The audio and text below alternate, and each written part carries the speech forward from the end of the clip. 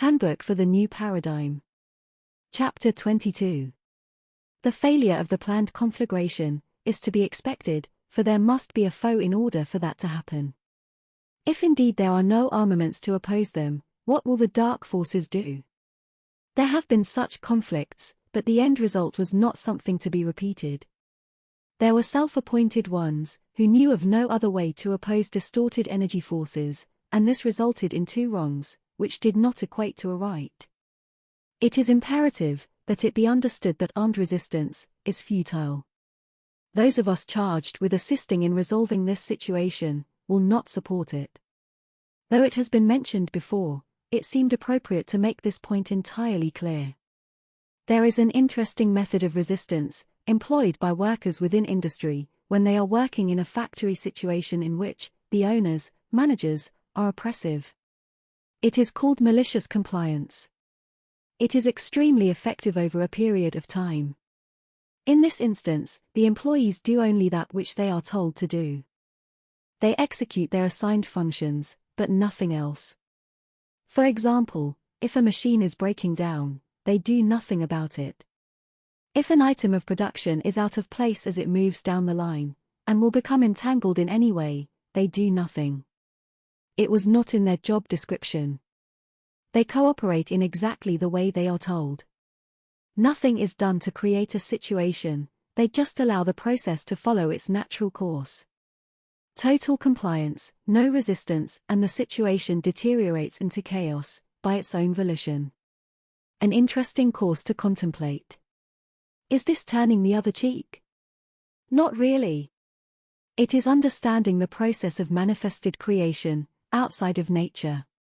That which comes into being, through the focus of thought, is maintained through continued focus.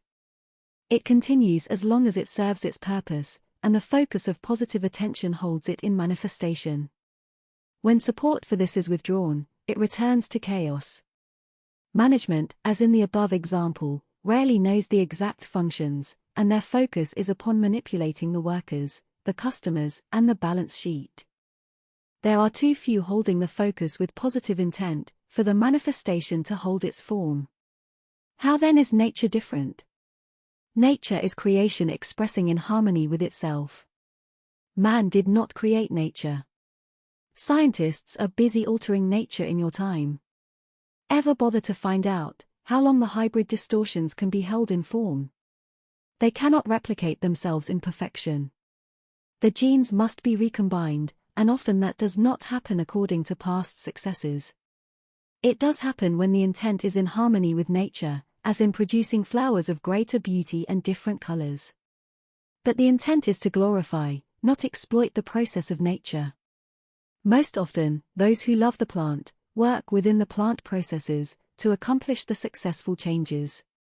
The point of this discussion is to bring to your attention the importance of the intent of the group that desires to cooperate with creation, as they focus on the framework of the new paradigm. It is suggested that they consider nature as their ideal. This might give them a starting point.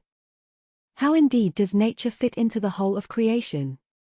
How could humanity live in harmony with nature, rather than attempt to have dominion, power, over it? That does not mean that nature could not assist mankind in existing on this planet, but it should be a reciprocal relationship. The future would involve cooperating with nature, within the laws of the universe. But what are those laws?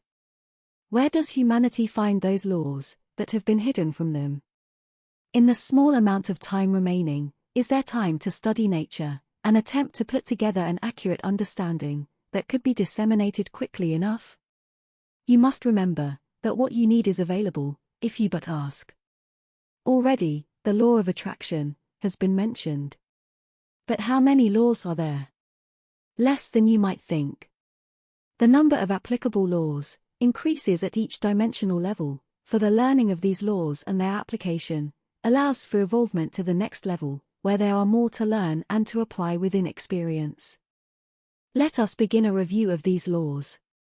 It is a review, because you have forgotten them in your sojourn to the third dimensional experience. The underlying law of creation is the law of attraction. Simply stated, like attracts like. It does this through the basic tool of creation, thought. I believe your Bible states, as a man thinketh, so is he.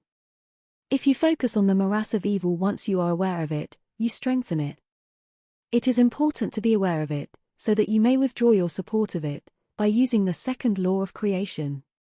The law of deliberate intent. Purposefully withdrawing your fear and fascination for the evil situation once you are aware of it, with the deliberate intent of doing so, is using this law. You cannot do this by attempting to stop thinking about it. It is only possible to do this by substituting another thought on a completely different subject.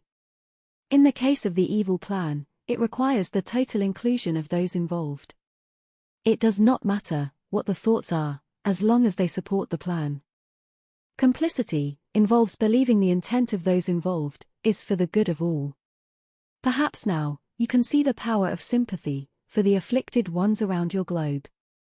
This supports the victim consciousness that is required, for it is complicity in disguise. Do you not consider them victims of war, or natural disaster, or poverty? You must take a deep breath, accept your part in bringing support to their feelings of victimhood.